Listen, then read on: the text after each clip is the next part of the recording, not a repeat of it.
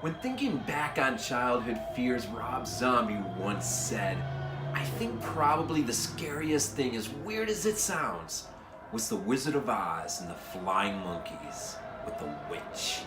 I remember seeing that, and it still seems freaky.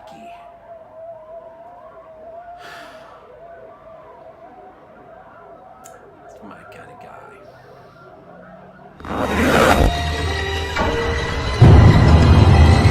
BodyBags, where horror lies. Hey guys, Rob from Georgia here with you, and it is week 288, and I'm your Wednesday night reviewer. Tonight, I give you Mr. Rob Zombie in his directorial debut. I'm talking about the 2003 film House of a Thousand Corpses. Released, distributed by Lionsgate.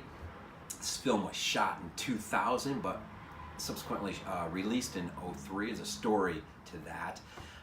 This film was not only directed, but it was written by Mr. Zombie, and he also co-scored this film. This film stars, well, here's your core cast, I guess.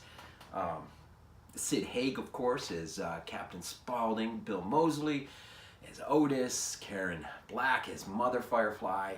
And Sheri Moon, of course, as Baby. But as a side note, we've got Rainn Wilson from pre-Office days is in this. And Harrison Young, we know him as the elder Private Ryan from Saving Private Ryan. And of course, Zombie said, I think on his commentary, that the running joke on set always was, we get to finally kill Private Ryan. That's pretty cool. But so anyways, we're talking about, of course, House, and this is Act 1 in ultimately what will be a 3-act play.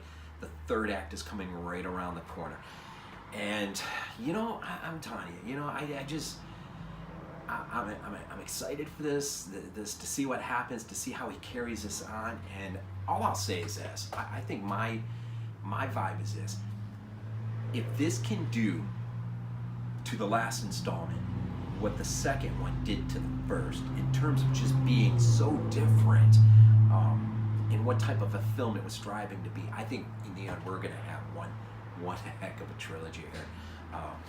But anyways. So, of course, we are talking about Mr. Rob Zombie. And quick synopsis, of course, I know most of us have all seen it, and maybe there's a few out there that have ignored it. I don't know if it's the all zombie hate or whatever it might be, but Zombie's had an interesting career, up till now. And I mean, this, he gets his start here. Of course, we know his history with White Zombie, and then his solo career in music. He's an artist as well, of course. We know he's an artist through, the medium of film, but he also paints. He's an artist, right? So anyways, so it's a quick synopsis. So we get a bunch of kids. Well, actually 4, right? And they're out on a cross-country tour looking at roadside attractions and writing a book and finding the weirdest ones and stopping and just trying to find the weirdest things they can find. And finally, you know what they say, when you go off looking a little too hard for that one thing you ought not to be looking for, eventually you're going to find it. In this case, within the scope of a love letter to the 70s and some of the great films that have come before it, like The Old Dark House in 32 by James Whale, and of course the Ken Hill's Spider Baby 64, shot in 64, released in 67. Of course, the original TCM in 74. I think these 3 films. There's other things at play, of course. But I think those 3 serve as a real core. For which he leans upon. I think you can see elements of all 3 films in this film. And so these guys, they stop at this gas station, and it boasts of amusements inside and a ride, and so they go on this thing, and ultimately they're told the story about Dr. Satan, the legend of Dr. Satan, And they're curious. They want to go see this thing. They want to go see the site of where he apparently was killed and buried or whatnot. Take pictures, and for the book. And initially, at first, Captain Spaulding sort of says, you don't want to go messing around. You really don't want to be going. But of course, they're pushing it. So he's like, all right. So he writes the directions out, and Godspeed, right? And on they go. And of course, along the way, they pick up their hitchhiker, who leads them to the house. And then, of course, from that on, it is just a film steeped in just nightmarish, images, and some of it, most of this film was actually shot on the back lot at Universal, and how that story ends is really tragic in a way, because Rob Zombie had so much love for Universal and for all what made Universal in terms of its horror, its iconic myth status for the Universal monsters and stuff. And this is probably like a dream coming true for Mr. Zombie. I mean, to be making a film on the back lot at Universal, and I mean, yeah, but then suddenly it gets done, and it's screened, and it's suddenly, see you, gone. Just like that. It falls into the arms of MGM, and MGM, well, because of a misunderstanding of something that he had said to Mr. Ben Affleck, things get out of proportion, and of course he's out of MGM and eventually lands into Lionsgate. But this is a 3-year process, and it's funny because Spider Baby was shot in '64, but it was released in '67, so that's kind of an interesting similarity with those two films. And they're both weird. I mean, of the three, The Old Dark House, Spider Baby, and the TCM, I would almost say if much of the DNA for House, I think, which is just a smorgasbord of just so much from the '70s and so many films. I mean, he just tries to cram so much in there.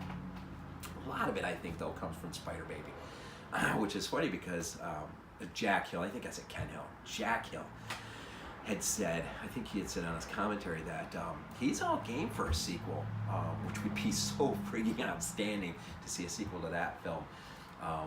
And so, but I think this is a love letter not only to the '70s, but to films like Spider Baby and that incredible drive-in circuit that existed. Of course, when I was a kid, I was exposed to that because I grew up in the '70s, and so we went to the drive-in all the time. I remember seeing movies like It's Alive, at the drive-in, and Carpenter's The Fog. And of course, I saw Star Wars in 1970. Was it '77 that thing came out? 7 years old at the drive-in. Of course, Jaws. Well, no, Jaws was in the theater, but I saw a lot of stuff at the drive-in. But House isn't. It's funny because on the one side, this film, it's not that it's scary, but it can be downright intimidating at times. Captain Spaulding there, Sid Haig, man, he is. I think he might be, in terms of the intimidation factor, he might be the driving force of this film. And he's not even in this film a whole lot, not as much as he is in the second part.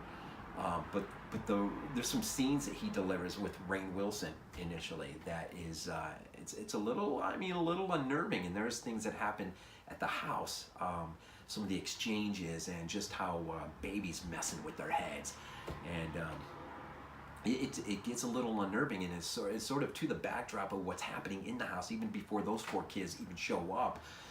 Some of the things that have been nasty things that are going on in this. I mean, this family, man, this family.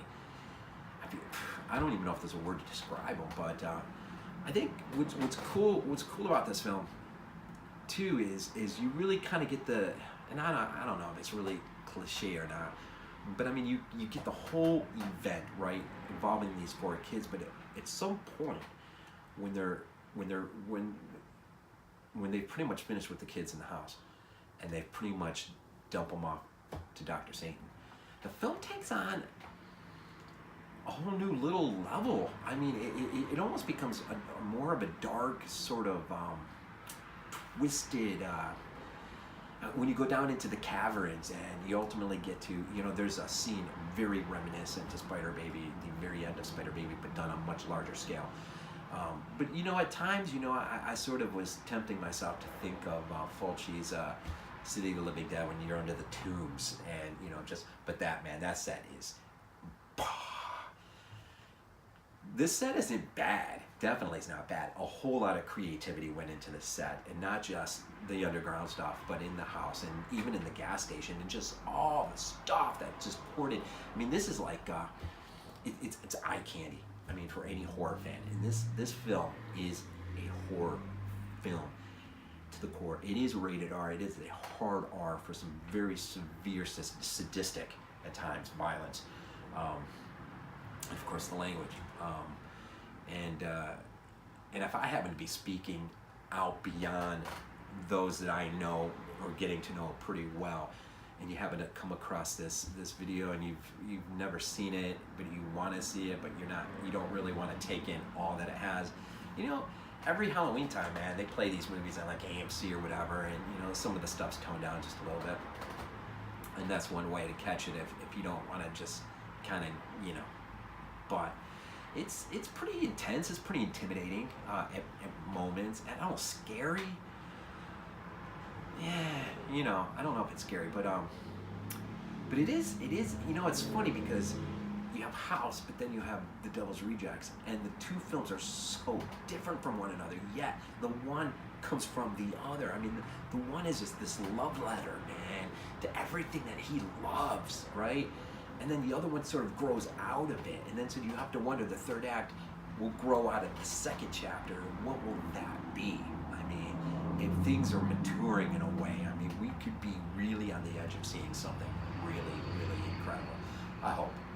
Keeping my hopes jacked up high, but man, this is Rob Zombie's first film, directorial debut.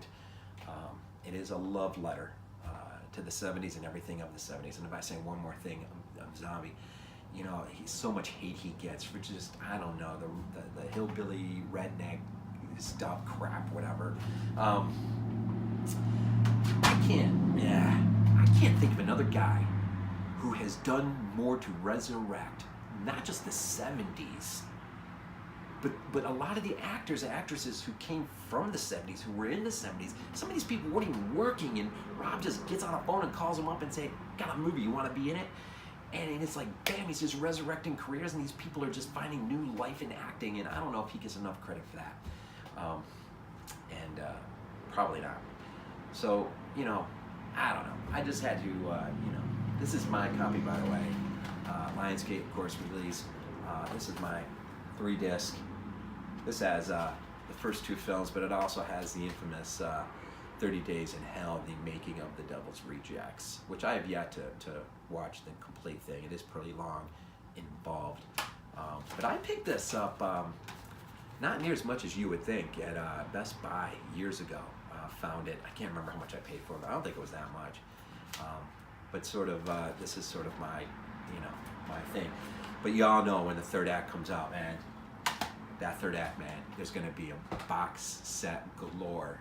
I'm sure that's going to come with all 3 films and probably tons of that. And I understand too, there is a director's unrated cut of House that is just waiting to be put together and released. And who knows, with a box set like this coming out down the road, we may get some of that stuff, which is kind of cool. So anyways, this is week 288.